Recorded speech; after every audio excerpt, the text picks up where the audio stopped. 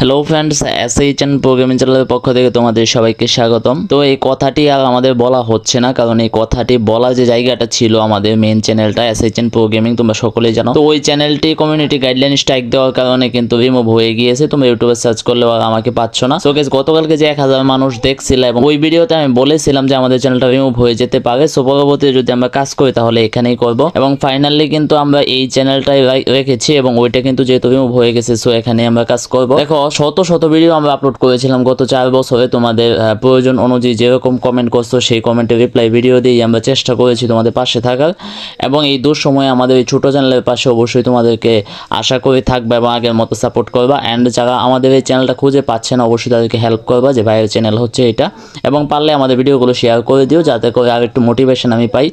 ইনশাল্লাহ আরও কিছুদিন তোমাদের পাশে থাকার ইচ্ছা রয়েছে এবং আশা করি তোমরা আমাকে একটা ভালো সঙ্গ দিবা। গাইস, আজকে একটা ইম্পর্টেন্ট টপিক তোমাদের কাছে নিয়ে আসছি, যেটা হচ্ছে DLS26 সামনে আসবে, সেটা খুব বেশি একটা দেরি নয়।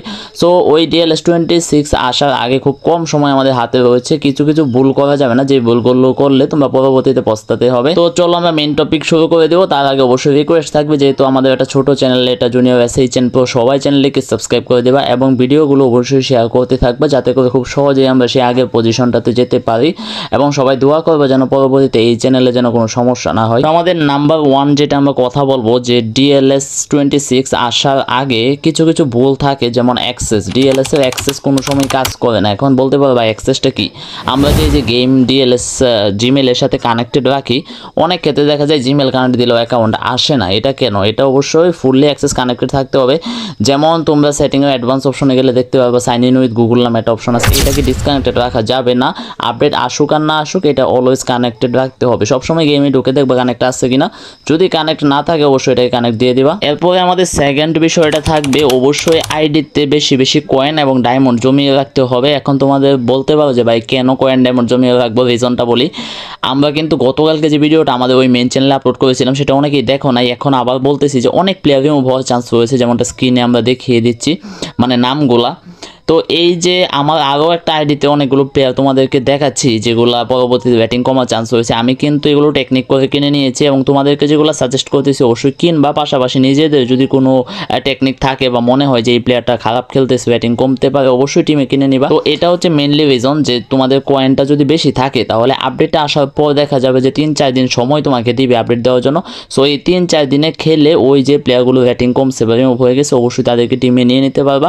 আর ডায়মন্ডের ব্যাপারটা হচ্ছে, যদি স্কোয়াডে জায়গা না থাকে, যেমন আমরা যদি আমাদের ফেসিলিটিগুলো দেখাই, যে আমাদের স্টেডিয়াম মোটামুটি ভালো একটা স্টেডিয়াম রয়েছে, চ্যাম্পিয়ন্স অ্যারেনা। এরপরে কমার্শিয়াল রিকোয়ারমেন্ট, ট্রেনিং, মেডিকেল সবগুলোই 5 স্টার করা আছে, কিন্তু আমাদের অ্যাকোমোডেশনটা খুব একটা বেশি নেই। আমি তোমাদেরকে সাজেস্ট করবো ডায়মন্ড জমিয়ে রেখে এখন প্লেয়ার ম্যাক্স করতে যেও না, কারণ এটা করতে গেলে দেখা যাবে পরবর্তীতে যখন প্লেয়ার নিজের টিমে সেন্ড করবা, দেন কোনো জায়গা পাবা না প্লেয়ার রাখার জন্য। সো অবশ্যই অ্যাকোমোডেশনটা প্রথমেই ম্যাক্স করে নিতে হবে। তো এটা হচ্ছে ডায়মন্ড আর কয়েনের কাজ। এখন পরবর্তী যে স্টেপটা, সেটা হচ্ছে এজেন্ট তোমাদেরকে জমিয়ে রাখতে হবে, কারণ পরবর্তীতে মানে DLS26 আসার পরে দেখা যাবে যে চ্যাম্পিয়ন্স প্লেয়ার হিসাবে কিছু প্লেয়ার দিতে পারে, ওইগুলো এজেন্টের মাধ্যমে অবশ্যই নিতে পারবা।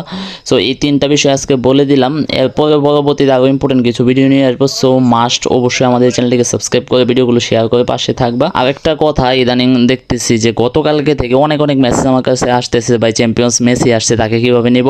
সো তাকে যদি নিতে চাও, মোটামুটি একটা অ্যামাউন্ট গেমে তারা দিয়ে দিবে, তারপরেও আমাদের কাছে আসলে মোটামুটি ওইখান থেকেও ডিসকাউন্ট দিতে পারবো, সমস্যা নেই। সো স্ক্রিনে দেওয়া হোয়াটসঅ্যাপ নাম্বারে আমাদের সাথে যোগাযোগ করে মেসিকে নিয়ে নিতে পারবো আমাদের থেকে। আজকে ভিডিওটা এই পর্যন্ত, জানাও সবাইকে।